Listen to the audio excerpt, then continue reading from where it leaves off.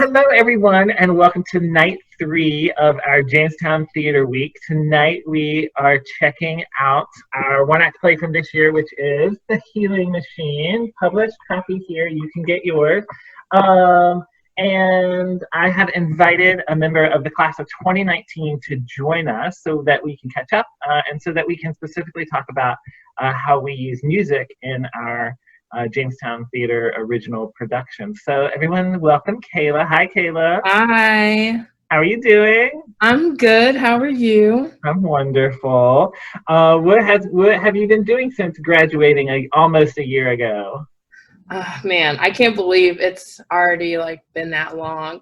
So I went to Liberty University in the fall and then came home for the spring semester to work and save up some money. I've been nannying for a couple families in the area. And now in quarantine, I haven't been working and I miss the kids a lot, but I've been doing some online classes, having a lot of time to myself to read, which I haven't done in a long time, read things that aren't assigned to me. So that's been really fun. And I've been hanging out with my family and yeah. Cool. What are you studying? My major is youth ministry and I have a minor in pastoral leadership. So yeah, exactly what it sounds like. So I want to be able to pastor and lead students in the church, specifically middle and high school students. Yeah. Awesome. And so when you have a degree, what will that look like? What will your career right out of college be?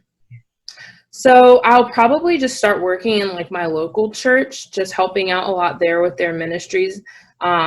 And then hopefully going to seminary, which is basically getting a master's degree, so a master's in divinity. So I'll go to seminary in Michigan for 2 years and get that degree, and then I'll be able to be an actual pastor and40 ordained and stuff. Yeah. That's exciting. Very cool. Awesome. Well, we're going to take about 40 minutes here, and we're going to watch our 2019-2020 competition one act. It's called The Healing Machine.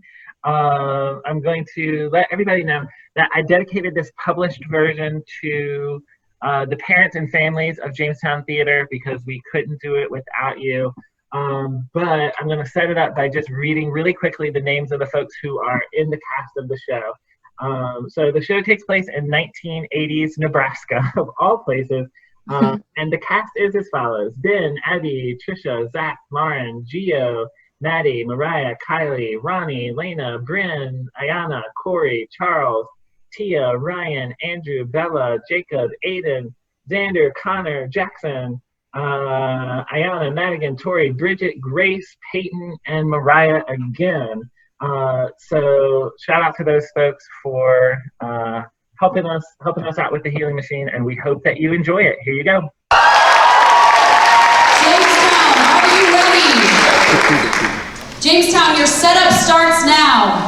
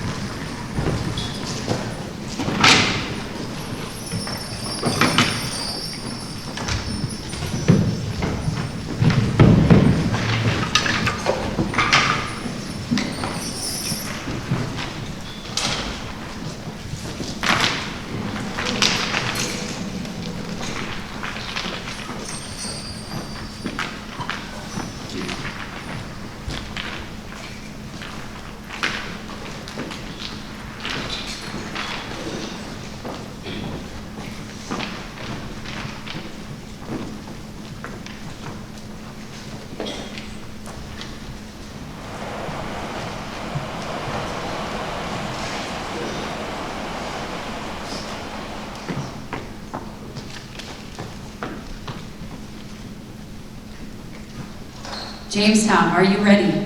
Yes. Your timing will start at your first theatrical effect.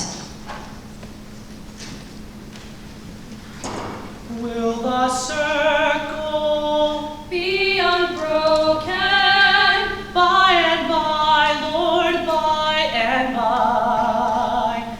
There's a better home awaiting if we try, Lord, if we try. Will the sister light of light be unbroken? By and by, light of night, I'm gonna let it shine. There's a better night, home awaiting, let it shine, let it shine, let it shine, let it shine.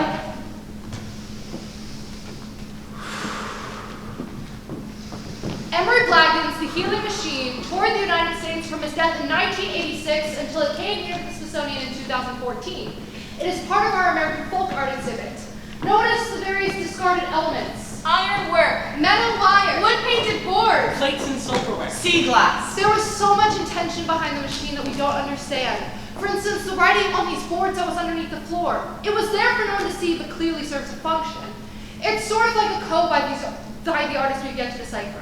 You keep calling him an artist. What makes this art? Is it functional art?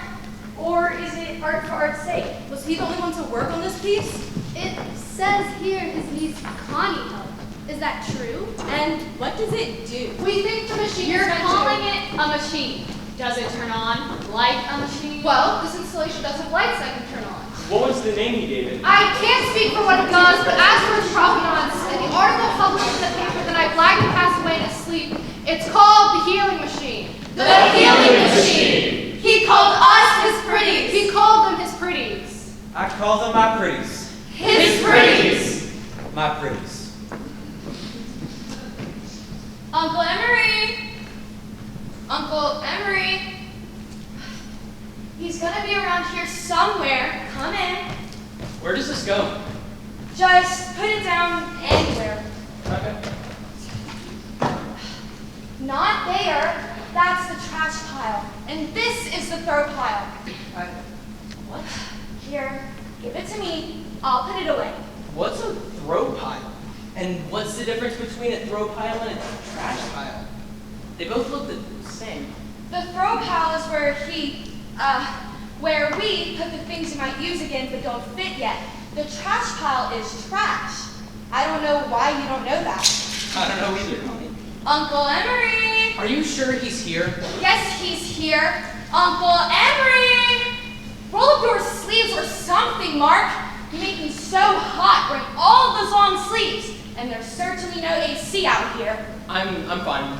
Uncle Emery! Please, I brought someone to see you in the machine. You know, he's probably busy. I could just come back another time. It took me this long to get you up here, Shields. Don't call me that. It's your name, ain't it? It's my daddy's name, Shields. Just call me Mark. Miss Reynolds called you by your whole name all year. Mark Edward Shields. Well, I don't care what old Miss Reynolds called me. I didn't tell you to call me that. Connie Ray. My name ain't Connie Ray. You're Well, such an idiot, Mark. I don't want to be called. All then I I want get to to be be called. What are you doing? I have important work to get to today. Does your mama know where you are? I'm sorry, Uncle Emery.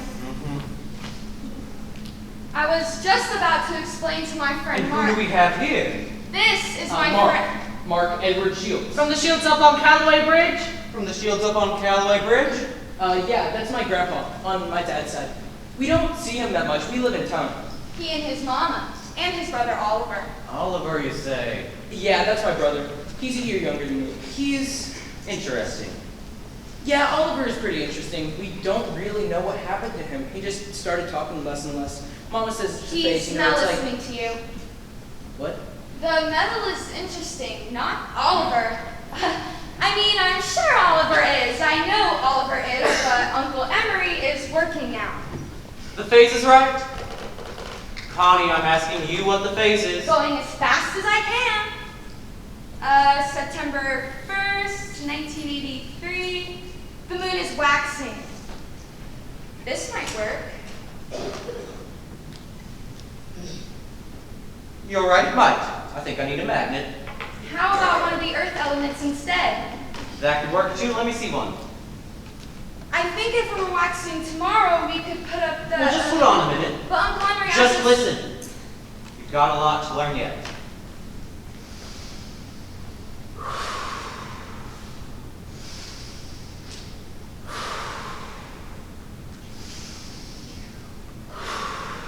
What are we doing? We're listening. For what? Will the circle Can we just get this over with, Connie? be unbroken? Over there, Emery. Next to me, Emery. Not there. Next to the blue, right there. Do you see it? An unseen force. Unseen forces.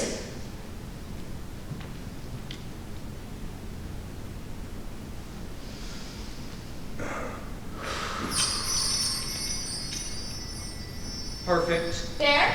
Right there. Can you go ahead and ask him, Connie? Ollie's in the car and Is his name Ollie or Oliver?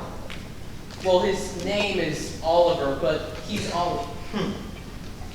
Sir, I was wondering. Blue, quartz, Connie, add phosphorus to the list. I need to get it from the pharmacy. Oh, you still going to town? I thought you just stayed up here. I'll get it for him from Mr. Daniels. Right. Well, Go ahead. Ask him. I think he's listening. I'm old, not dead. Sorry. well, sir, it's just Mr. What do I call him? Mr. Blagden or Emery? The only people who call me Mr. Blagden are the people who come to collect bills. So if you ain't here from the bank or the electric company or the farm bureau, you can call me Emery. Well, Emery. I work for the school newspaper. Ain't got no need for a newspaper subscription. Last time I read one, I think I about fell asleep.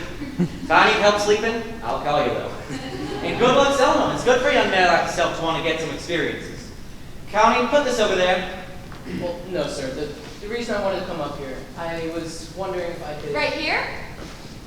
We don't sell subscriptions to the paper, sir. We give it away for free. You'll never make any money that way. He's not trying to make money, Uncle Emery. He's trying to write an article. Thinks he'll get a scholarship to state. Connie, We all know it. Just get on with it. Oh, State University. I went there once, talked to one of the professors. Told me that the unseen forces weren't real. I went to about 4 or 5 different professors in my best overalls, the clean ones. And I went to them and I showed them all this, and I told them about the pretties. That's what I call them, my pretties. And they all told me that there was no such thing as unseen forces. And I said, I wouldn't be alive if it weren't for the unseen forces. But they said, no, sir, no such thing as unseen forces. So you know what I did? I lifted a book in my hands and I let it drop to the floor. That's an unseen force. Grab me. I told them you gotta believe. If I was a preacher, I'd say it's faith. Faith, you know, faith is the substance of things hoped for, the evidence of things not seen. Let's go. You just have to ask him. He's talking 90 miles a minute. He's just on one of his mind walks. Just ask real confident like and he'll stop. He gets like this. Thinks he's facing a deadline. The moon tonight. Yeah, maybe I can just... Ask him. Okay, Mr. Emery? That'll work. Mr. Emery, Oh, still here. I was hoping I could write an article about you and the machine. What'll it cost me? It don't cost nothing to be the subject of an article. Maybe take a picture or two with the camera.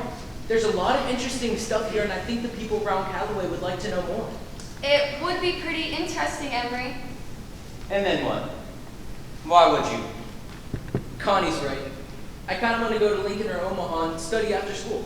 You could work on your granddaddy's farm. Like I said, sir, we don't see my daddy very much. That type of work isn't very interesting, and I think this is right for me. I'm not sure. Well, I understand. But everyone in town ain't seen you in It's so 4 years, long. 2 months, and 7 days since that Tom Winter said I couldn't put up the Write that satellite down. dish. Huh? Mr. Newspaper Reporter, write that down. 4 years, 2 months, 7 days, and Tom Well, Winters. he hasn't said that we can write the article yet. And he also hasn't said no. And when he does say yes, he isn't going to repeat himself, so write it down.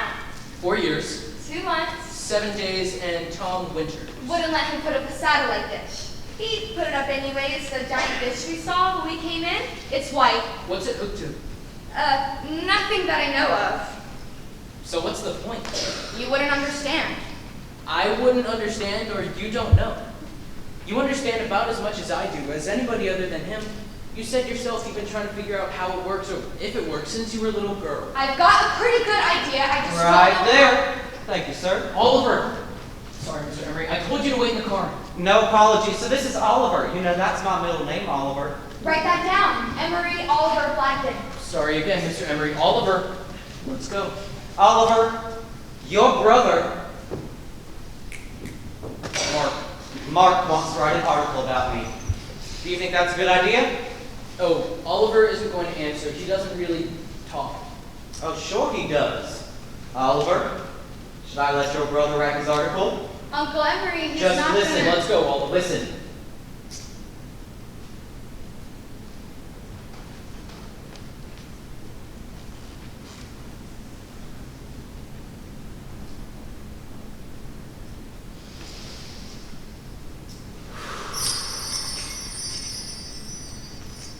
So we'll start tomorrow, Mr. Reporter. Tomorrow? In the morning. And bring Oliver. I want to start with your family. We'll start with this picture. And then. Our family. Our family. At age 17, Emery left home for the gold promised in California. It was a promise that many men his age pursued. He wasn't long for that world. Our mama. That's me. Sorry, that's our mama, Mrs. Emma Blackton. Our mama was taken ill shortly after Emery moved to California. No need to be maudlin, Mabel. I had stomach cancer. Emery came home to help Pa take care of me. It wasn't our family's first taste of illness. Little Edna died here before Emery left for California. And my little Edward Jr. the year after that. That's when Emery quit school. Emery quit school to work on Pa's brother's farm, help get money for the family. The farming taught him a lot, but most That he didn't want to spend his entire life on a farm. I hated to call him back from the gold rush, but with Ma ill and me soon to follow, I didn't see a choice. So Emery came home to help me go gently into my heavenly reward. His father shortly followed, and a little Irvin soon after that. If you're keeping a record. And he was keeping a record. If you're keeping a record, that's 5. 5 Blackton lives all cut short by some form of cancer. And then Emery started this. He'd been thinking about it for some time. Spent decades perfecting. us. And seems the more time he spent with his pretties, his outside needs became fewer and fewer. As my sufferings mounted, I soon realized that there were 2 ways in which I could respond to my situation. Either to react with bitterness, or to transform the suffering into a creative force. I decided to follow the latter course. Martin Luther King Jr. Now you write one about the machine. If you desire healing, let yourself fall ill. The wound is the place where the light enters you. Rumi. Very good. You got another one? Healing is always a matter of time, and sometimes a matter of opportunity. Hippocrates. For days and days. For years and years. Emery added And added. And added. All while saying, Anyone who adds to the machine can be healed. Anyone who adds to the machine. this is incredible, Mark. I never knew any of this about my family history. I didn't know Uncle Henry even knew who Martin Luther King was, much less what all these quotes and poems of different parts of the machine. He's so interesting. And the machine is just, I mean, he can't explain how it works or if it works. And this But- picture of him and Ollie is amazing. It came out so well. Well, you took it. My mom will be happy to see it. She hasn't gone and seen Emery in a while. And how about your mom? What about him? Won't you love to see Ollie smiling and doing something? It's not like he sits around all day, Connie. He goes to school, he does his work, he just doesn't like... Sorry. Now what? Well, the paper's out tomorrow. Are you gonna write another one? Another article about Uncle Emery? I'd love to. Where to now? I'm gonna go pick up Ollie from Mr. Emery's. Are you coming? Can't wait to show him this. Anyone? Anyone. Anyone who adds to the machine can be healed.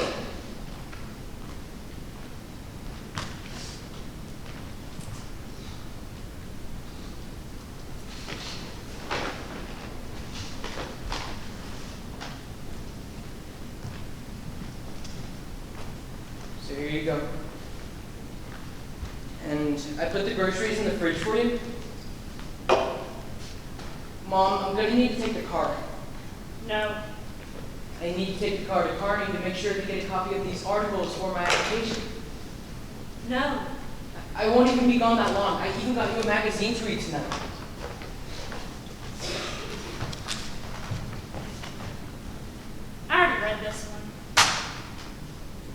Well, suit yourself. I'm taking a car. No, you're not. Where are the keys? I said no. Your trunk, Mom. Where are you gonna go? I went to the store, got the groceries, I did local laundry, I cashed your disability. I'm taking the car. Your daddy came by, And? showed me copies of these things you've been writing, pictures you've been taking. They're articles, Mom. They're not things. And Connie took the pictures. Showed me copies of these things, pictures of your brother and that man. Mr. Emery. Your daddy said you shouldn't be taking them up there to that shed. Said we shouldn't have anything to do with the Herman. Said all this looks dangerous and that Oliver could So Dad suddenly cares about Oliver and you? He says I got a chance to be a good mother to Ollie, even if I messed up with you. That if I wanted to keep paying. So you're worried that you won't get a check anymore? That you might You're not actually taking have to... Carl. You're not taking Oliver up there anymore. No more pictures, no more articles. Mom, he likes it. Oliver is actually enjoying himself. He's smiling again. Do you know how long it's been since Ollie was actually interested in something? He's plenty interested. He's always reading something or listening to music. Sometimes I even hear him humming along to the radio. But I think this is making him better. No, that old man ain't making him no better. Besides, Oliver doesn't need to get better. Where's my change? No, he's just to himself and when he's ready. No, he won't. Just because you and Dad don't want to do anything to help him doesn't mean I won't. I have to help him while I'm here. And where are you going? Looks like you got plenty of work to do here. After graduation, I'm going to state. Or somewhere. And who's gonna pay for that? You'll stay right here and work on your granddaddy's farm and help me. And help Oliver. No. No, that's not what I'm going to do. You've spent the past 3 years locked up inside here, having Dad or whoever pay for your cigarettes and beer, having me take care of Oliver and pretend that everything is fine. I can't fix whatever is going on with you, but I can make sure that Oliver has some quality time with the outside world before I leave. And I am going to leave, Mom. I'm going to college, and not the diner, not the phone company, and not the farm. I'm going to go actually learn something I want, and these articles are going to pay my way.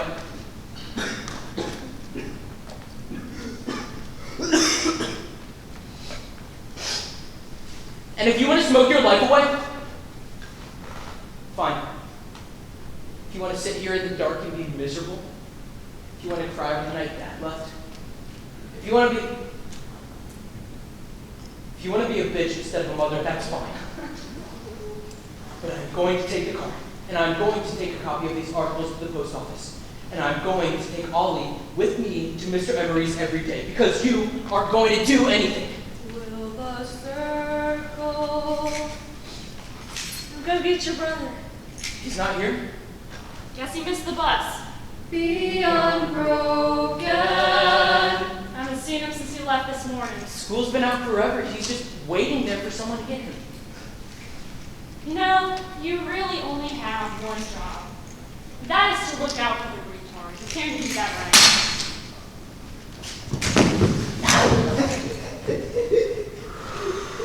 There's a better home awaiting if we try, Lord, if we try.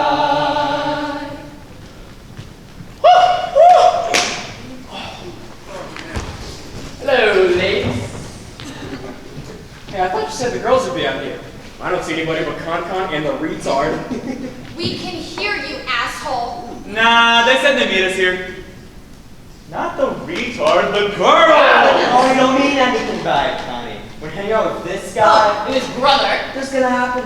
Remember when you used to be cool? I don't ever remember that. Neither do I. And stop calling him retarded. He's really smart. You know, it's Friday night in the bustling metropolis of Callaway, Nebraska. What are you doing tonight, Connie? We got some trouble to get into! Hey! Oh my God, Patrick, how the mighty have fallen. Yeah, whatever. Woo! You smell, by the way. Pheromones. Gross. How about you, big guy? You want to hang with the real men of KAYLA tonight? Ignore them. Real men. State champions this year. You've been saying that you were going to be state champions since we were freshmen. Still hasn't happened. Hey, see? I told you she'd been paying attention. Hey, win this year for sure. Yeah! Since her boyfriend quit the team. Oh, you're right. Mark is not my boyfriend. Oh, it's for the best. He's busy with his writing career, right? Queer! I think I saw your friends over by the dumpsters.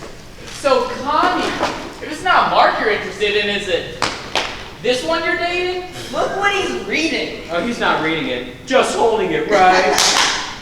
Come on, Ollie. We can wait over here. Unless...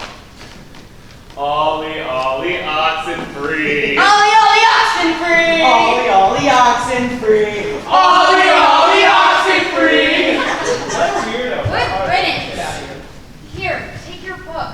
They didn't mean any of that. Hello, Connie. Thank you so much for calling Oliver's mother. You see there, Oliver? Miss Connie has called home for you. And if you did get in touch with her, and she's on her way. See? Everything will be okay. You are such a sweet boy. Honestly, what would he do without you and Mark? Really? Oh, and great articles in the paper. Glad to see that. You boys get away from my station wagon! Infuriating. How do you cope with all of that, Ollie? Boys like that. Teachers like her. This little light of mine. Quotes from Mark Twain. It's easier to fool people than to convince them that they've been fooled. Never argue with stupid people. They will drag you down to their level and beat you with their experience. The right word may be effective, but no word mattered more than a rightly timed pause. The more I learn about people, the more I love my dog. The difference between the almost right word and the right word is really a large matter. It's the difference between the lightning bug and the lightning. Everyone is a moon. They have a dark side and a light. Mark Twain. These are great, Ollie. Emery's going to love them. They're for the machine, right? What is all of this? More elements? You've been busy. This is interesting.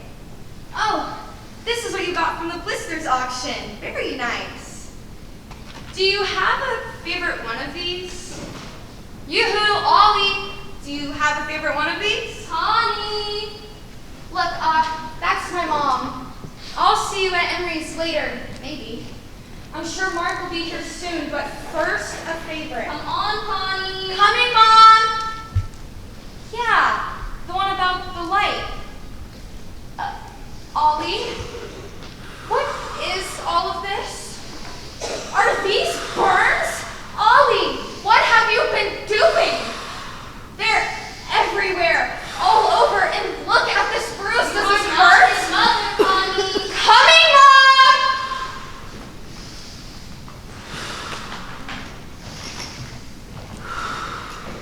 Could Emery Blagden's machine actually heal people? Some said yes. Standing there, a cool breeze sometimes comes up all of a sudden and sends chills down my back. Connie Paxton said her uncle in the odd collection. It could be 100 degrees outside, but inside the shed is always cool. And you feel one of those breezes and you just think, maybe this is working. And that's exactly how Tell me we are not actually talking about this for the 100th time this week. It's absolutely ridiculous. Connie Paxton, this is Sunshine Sue herself. Girls who want to join the ladies auxiliary with me this year, it's our duty. And there's plenty of room in the photography club. Oh, look. There she goes driving off with her mom. Bye, Connie. Bye, Connie. What is this, the third or fourth article? Did you see that now they have the first one published in the Lincoln Journal? Emery Blagden, pictured here with Callaway local Oliver Carson, usually spends hours alone in his shed every day. With occasional help from his niece or other interested citizens, Blagden has been a 40-year fixture at farm auctions. You know, all of this has her running around the school like she owns it. Remember how she used to invite us to her uncle's shed all the time when we were in junior high? Every single day! To a shed! She wanted us to go to a shed and see this. Come with me to the farm, I'll get it and turn it on for you. You can bring some coat hangers or wires and put something on it. My Uncle Elmer says everyone who adds to the machine gets something out of it. And if you add... Emery. What? Her uncle's name is Emery. And you said Elmer. Jenna, don't forget that Kelsey has actually been up there. That's right. You and Con used to be friends. Come on, Jenna. No, you should take us up there. Now you want to go? Could you imagine? Do you remember how to get there? Not exactly. But you would know if you saw it, right? I mean, could you turn it on if we got there? Where are you going? Nowhere, Patrick.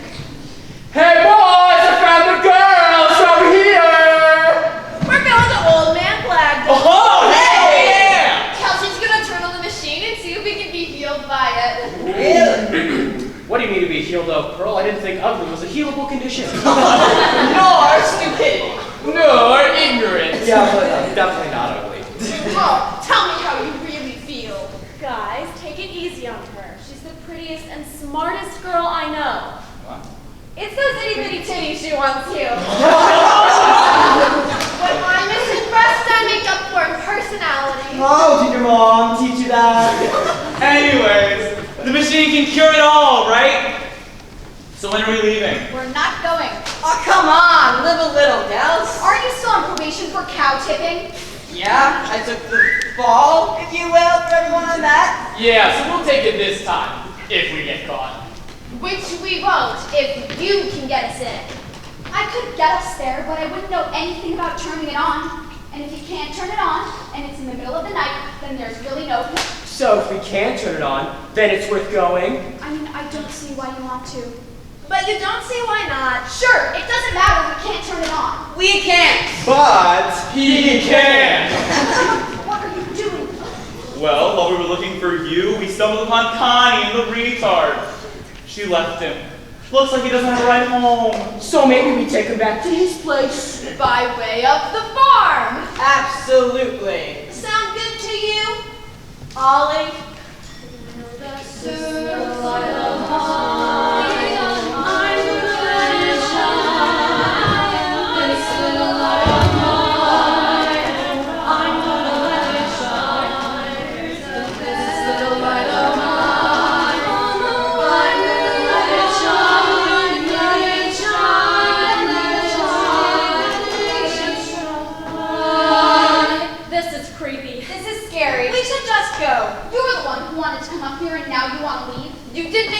Put up much of a fight. Well, she never does. Shut up. Just turn on some lights, Kelsey.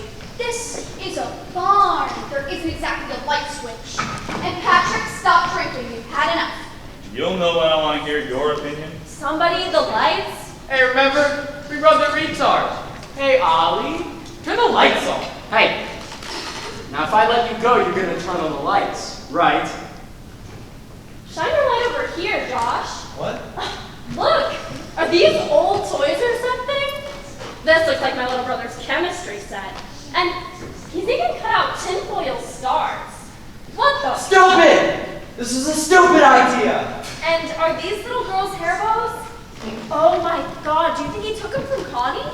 Or she took them from us when we were little girls? And look at this. These are used popsicle sticks wrapped in something. And this is all covered in some dirty fishing net. Ugh, this is disgusting. Please, let's go. Shh, your man's probably asleep. Let's not wake him up. We came up here. We're gonna turn this thing on and see what happens. Yeah, what he said. No, we got here. We did it, so we can go. Shut up, Leslie. Finally, I knew he'd listen to me. He's not even thinking about you, Brett. Look. How'd you do that? Little bitch. Kelsey, get this thing turned on. Who cares about her? Just turn it on. I want to leave. I'm not doing anything. You'll do what we tell you to do. I don't have to listen to you. You don't, but he does. Don't let them leave. Now listen, retard. You're gonna turn this thing on, or we're gonna start taking it apart. Got it? He told you to turn it on.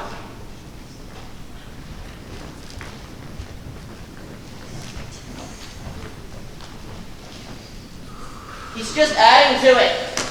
Okay. Have it your way.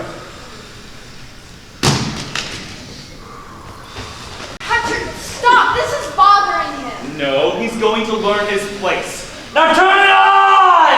Mark, slow down. I hear something. He's probably... Hey, what's going on? Here. Let him go, Patrick. Gladly. You need to leave. This is private property. Shut her up. Now listen. I'm not leaving until this thing is on. You can all leave. But little Ollie here is going to turn this on, and we're going to see what it can actually do. And I don't care if we have to wait all night. I don't care if we have to wake up the old man, your best friend, Uncle Emery. Yeah, let's say we get him out here, huh?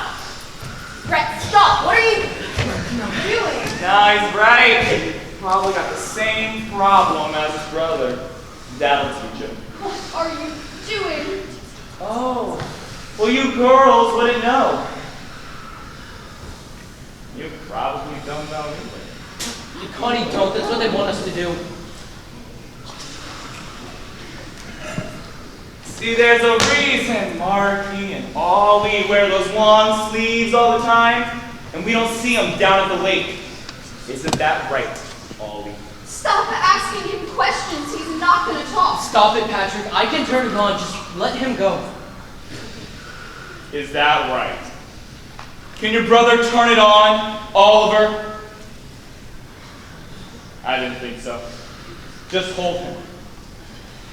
You see, girls, after years of locker room changing with Mark here, we've all noticed the burns and the bruises. And when you started getting more and more, and Ollie got quiet, we all figured it out. Figured your drunk of a mother had turned her attention to the retard. Please, Patrick. What's wrong with you? No! See, if it was my brother, well, I would have defended him. But instead, you sent him up here to this old pervert's house. And you have to start making this mess. And I want to know, was it worth it? Because I know it won't be worth it until I see it working. So come on, Ollie! Turn this thing on. Let it heal you. Will the circle be unbroken? By and by, Lord, by and by,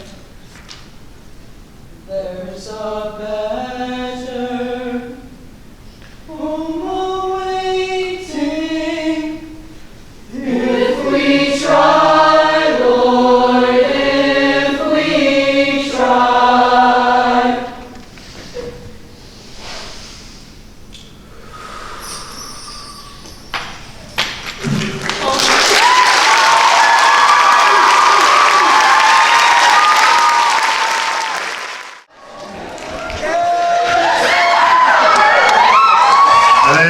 The first place school, the winner of today's tournament and advancing to the Super Region tournament also is Jamestown.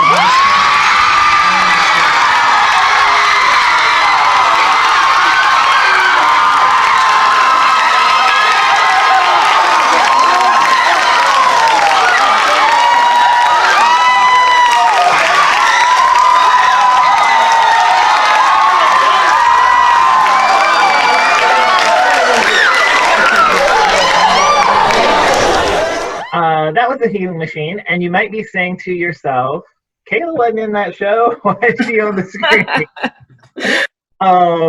But I wanted to talk about KAYLA because music is a really important part of these original shows that we've been creating at Jamestown. It's a part of the writing process. As I go through, I am thinking about the music.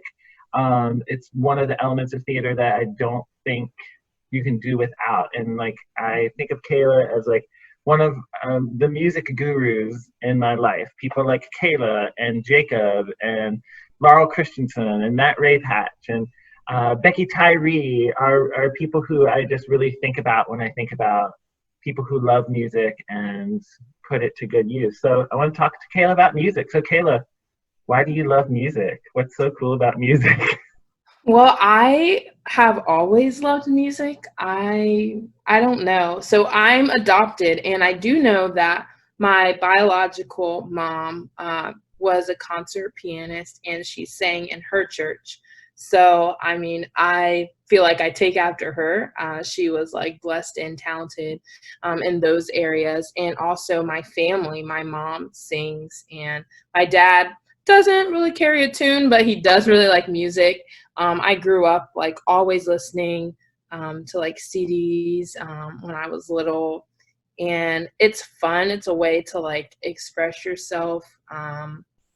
Yeah, I don't know. It's kind of just like second nature. It's just in me to love it and like draw to it. I don't know. Yeah. For those of us who maybe aren't as musically accomplished as you, could you talk a little bit about the difference between like solo singing and singing with an ensemble? Yeah. So for solo singing, I feel like there's a little bit less of like restrictions. There's not as many, like you can be very like free. And it does depend on like the song that you're singing, because there's like different like genres and styles of music and singing. So obviously like you would cater to that in order for it to sound the best. But definitely like singing by yourself can sometimes be easier because you like it's your own, like you can pretty much like do what you want in the parameters that are given. Singing with an ensemble, you definitely have to be aware of the people you're singing with. You don't want to like stick out like a sore thumb. But also like if you feel that like you are like more musically inclined, or that you like are strong in that area, you can like help the people around you by like maybe singing a little bit louder. But definitely like there's a clear difference between like singing by yourself versus when you're singing with other people. Cool. I was wondering if you might talk a little bit about how I don't even know how to phrase the question, how our music in shows like Immerse and The Happening, how did that evolve? Because like, so in my mind, I sort of have an idea and then I just throw it to you guys, and then what happens? Yeah. Man, I've never really thought about that. It's always just like worked and come together nicely. I definitely think like the songs that you give us in the shows like are picked like intentionally, because it also like paints like almost another backdrop and another layer to the show. Because like in Immersed, we sang like church hymns, which was like perfect for the show because it was like a Southern Baptist preacher and we were in the South, and it was like all about like the relationships that he had with the community and the community had with him. So yeah, it definitely like adds another layer to the shows and gives it a bit more depth, and it creates like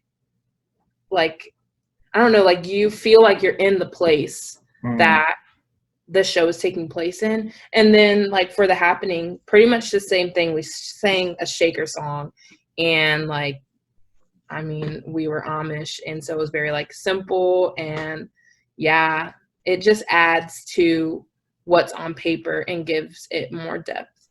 Yeah, and I think that like for me, who's someone who really, I love music, and I have a musical vocabulary. I can talk about music, but it's not something I can do. I can't just sit down at a piano and play, and you know, I can only sing lead. The idea of singing harmony just like blows my mind. So for anyone who's out there who might be a director or a student director or a writer, you know, I think it really pays off to have someone like KAYLA who does lean more towards the musical side, who like can lean on that musical gift. Or like this year for the show you just watched, The Healing Machine, we really leaned on Jacob a lot. And I was like, Jacob, can we match up these two songs? And he thought about it for a second, and he's like, yeah. And then him saying yeah, or KAYLA saying, yeah, that'll work. Inherent in that moment, we just like, as a director and actor, we created sort of this contract that like you say yeah, and now you're kind of in charge of it. Right, yeah. So I think it just pays to have someone like that sort of on your side. I was wondering, just because you and I have sort of talked about this before, is like you sort of came into theater through music and saw yourself as a singer, and then you sort of evolved into thinking of yourself as an actress. And I was wondering if you might talk about that idea, or like how do you lean on music when you need to, and come to realize I can do this other thing too. Right. Yeah, I definitely so I started doing theater, and I did my first school musical in 8th grade, and I definitely was like, oh, I just got in because it's a musical, like I can sing. So yeah, like that's my only in is because like I was like good with music. But going into high school, like the first thing I auditioned for as a freshman was a play, and I was scared. I was like, I'm not an actress. Like this is gonna be so hard. But I mean, something that I've also always loved is like reading, and I mean, I think I'm like funny. I don't know. I feel like I have like a pretty good personality. So that definitely helped. I'm like, okay, I'm just like being someone else. Like, I think I can like mock someone or like create a character in my head.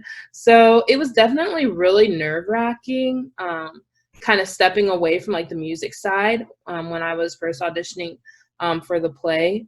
But I mean, I got in, and I think doing that like each year obviously like helped, because I was like practicing and continued to like work on my skill. And yeah, I think it's kind of just like with everything else, when you practice, like you get better. And like obviously I was open to like hearing like criticism or just like help. And I asked questions. I'm like, am I doing this right? Like, and I talked to people whom I knew were better than me, or like people who have done it longer. Like I really connected with the seniors my freshman year and like the upperclassmen, and they were really helpful. And just watching them and not being jealous of them or, I don't know, feeling like envious, but like looking at them and being like, you're good at this, like help me. Yeah.